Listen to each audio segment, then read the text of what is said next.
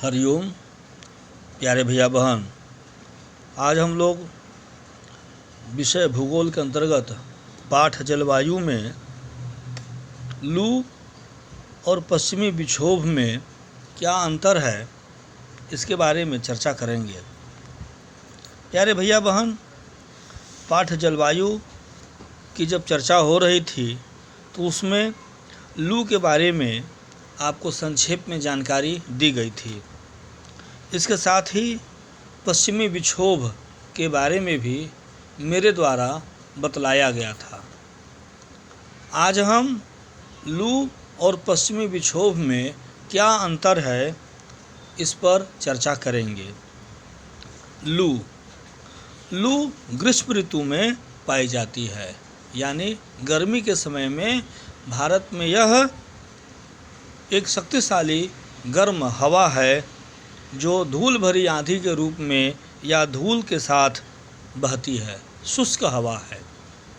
दूसरी तरफ पश्चिमी विक्षोभ शीत ऋतु में ठंड के समय में यह चलती है और यह कम दबाव वाले पवनों में होती है जो भूमध्य सागर के ऊपर जन्म लेता है।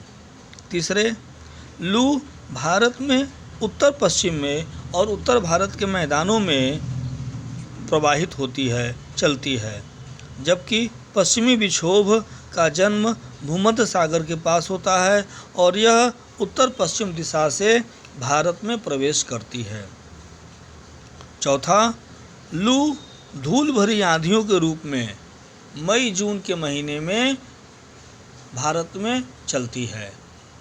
अब अप्रैल मई जून के महीने में भारत में यह धूल भरी आंधी के रूप में चलती है, जबकि पश्चिमी विक्षोभ दिसंबर जनवरी माह में ठंडी हवा के रूप में चलती है। पाँचवां, लू से हल्की वर्षा होती है और इससे तापमान में गिरावट आ जाता है और आसपास के क्षेत्रों में भूभाग में यह अस्थायी राहत प्रदान करता है। इससे लोगों को थोड़ा राहत मिलता है, जबकि पश्चिमी विक्षोभ से शीतकाल में पर्वतीय क्षेत्रों में बर्फबारी होती है, बर्फ़ की चादरें बिछ जाती हैं और मैदानी भागों में हल्की वर्षा होती है। इसके अतिरिक्त लू से सीधे संपर्क में आने से मनुष्य को बहुत नुकसान पहुंचता है, कभी कभी मनुष्य की मृत्यु तक हो जाती है।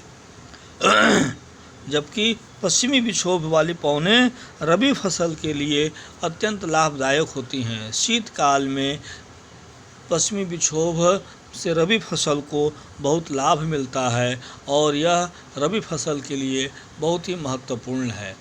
इस प्रकार प्यारे भैया बहन, हमने आज आपको लू और पश्चिमी विक्षोभ में क्या अंतर है, इसके बारे में जानकारी दी है। उम्मीद करते हैं कि आपको यह समझ में आया होगा।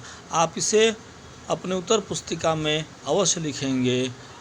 अगले दिन नए बिंदु के साथ हम उपस्थित होंगे। धन्यवाद।